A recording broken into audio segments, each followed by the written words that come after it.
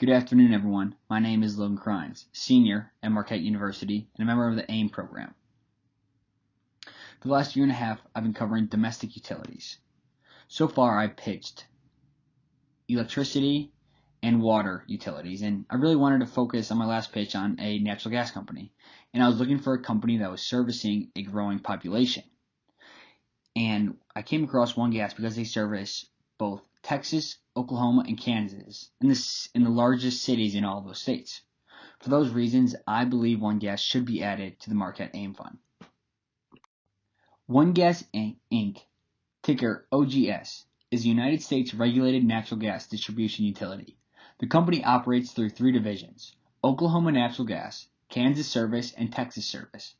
OGS provides natural gas distribution service through its operations in Oklahoma, 88% of customers within that state, Kansas, 72%, and Texas, 13%. The company serves over 2.2 million customers through their residential, commercial, industrial, and transportation services. One Gas was founded in 1906 and is currently headquartered in Tulsa, Oklahoma. OGS has been delivering natural gas to residents of Kansas, Oklahoma, and Texas for over 100 years. They currently have over 63,000 miles of distribution mains, services, and transmission pipelines servicing the 2.2 million customers located in the tri-state area.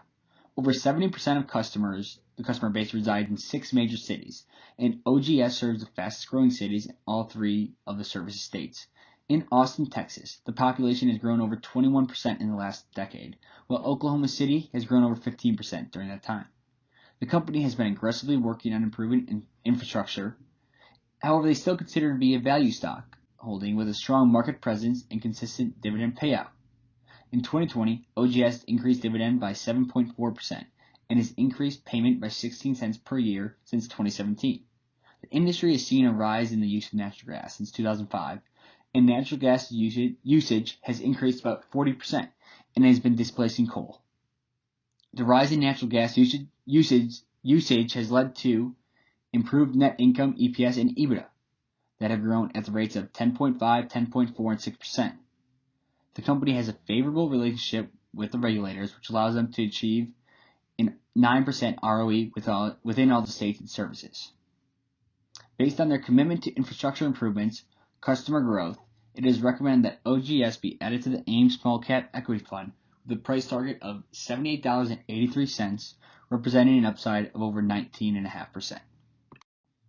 OGS will have 3 main drivers behind its future success. The first is growth in service territories. The firm is committed to servicing the growing customer base. The customer count grew by over 60,000 in 2020. This growth is expected to continue, with cities like Austin, Texas growing 3% year over year, Oklahoma City growing at almost 2% per year. OGS anticipates a growth of 30,000 customers for 2021, with an average customer bill of $60 per month, which is an increase of $21.6 million in revenue. This should be an additional $14 million to pre-tax profit margin. They're also winning with regulators. In 2021, OGS received approval from all 3 states' regulating authorities to raise annual revenue.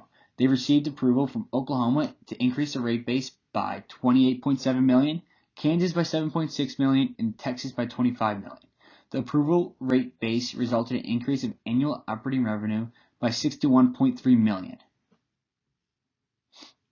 The bridge to natural gas. Renewable energy dominates the headlines for energy. However, it is not a sustainable source of energy at the moment.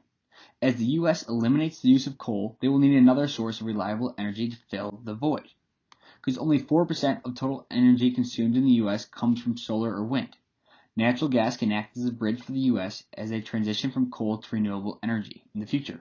In 2005, the U.S. consumed 22.6 quads of natural gas, and in 2020, as a result of expanded fracking efforts, the cost of retail electricity is 11.55 cents, compared to almost 3% in Oklahoma, Texas, and Kansas.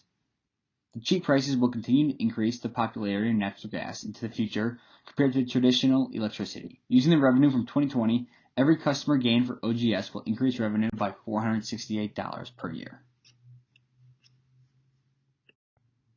In order to reach in intrinsic value for OGS, a 5-year DCF model was constructed, using a terminal growth rate of 1.25% and a WACC of 4.06%. An intrinsic value of $78.82 was reached.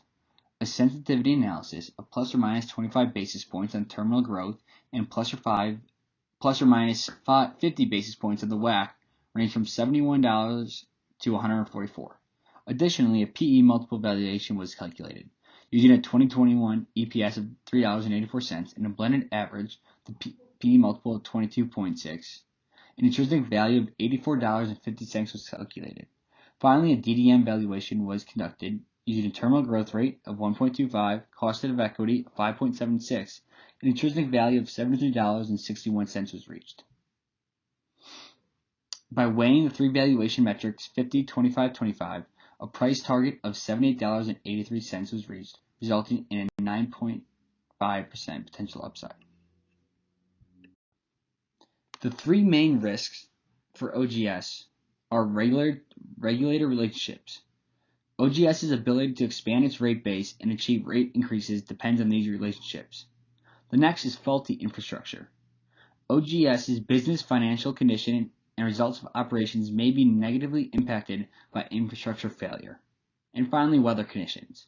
Unexpected conditions may interfere with natural gas transmission, and earnings can vary from year to year depending on the weather. Currently, Robert McConnelly holds the position of President and CEO at OGS. He joined the company in 2015 as a Senior Vice President of Operations, responsible for the operation of its three natural gas utilities. He works alongside Karen Lawhorn, who has been at the company since 2014, and holds the position of CFO and Senior VP. The final position of the C-suite executives is Curtis Dinnan, who is the CEO and Senior VP.